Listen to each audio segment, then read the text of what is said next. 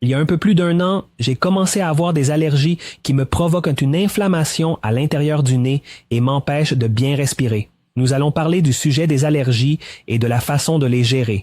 Et peut-être que tu as des allergies sans le savoir. Comment vaincre une allergie? Fait intéressant, les personnes qui ont un système nerveux principalement excité ne souffrent pas d'allergie.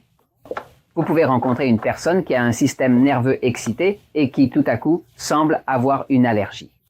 Mais en réalité, ce qui se passe, c'est qu'elle consomme un aliment agressif, un colorant ou un conservateur qui ne lui convient pas.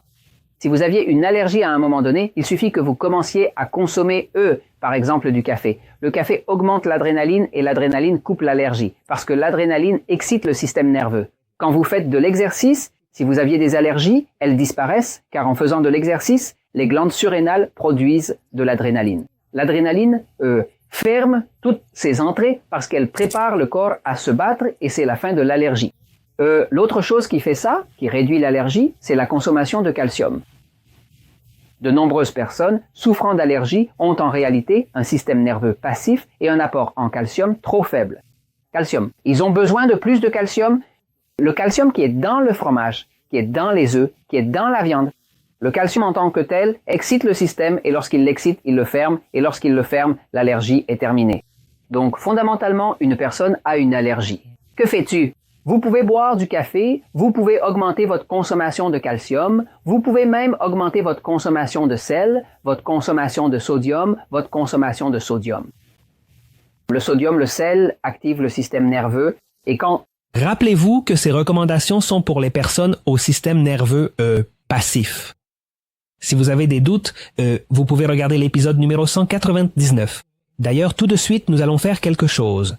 Nous allons tous regarder ensemble un épisode du spécialiste Franck Suarez pour clarifier quel type de système nerveux, quel type de métabolisme vous avez, s'il est passif ou excité, afin que vous n'ayez aucun doute. Ces recommandations que je donne sont pour ceux qui ont un système nerveux passif.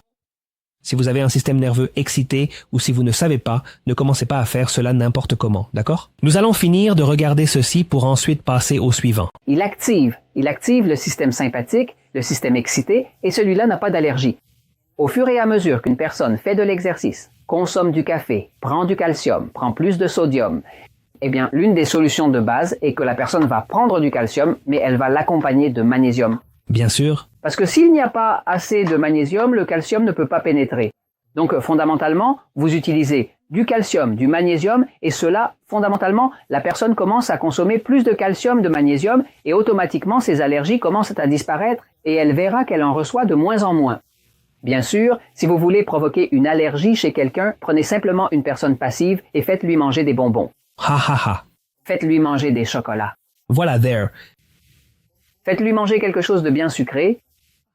Automatiquement, l'allergie éclate. Pourquoi? Parce que lorsque le corps est passif, si vous lui donnez des sucreries, du chocolat, du sucre, vous le rendez encore plus passif. Et si vous le rendez plus passif, l'allergie éclate.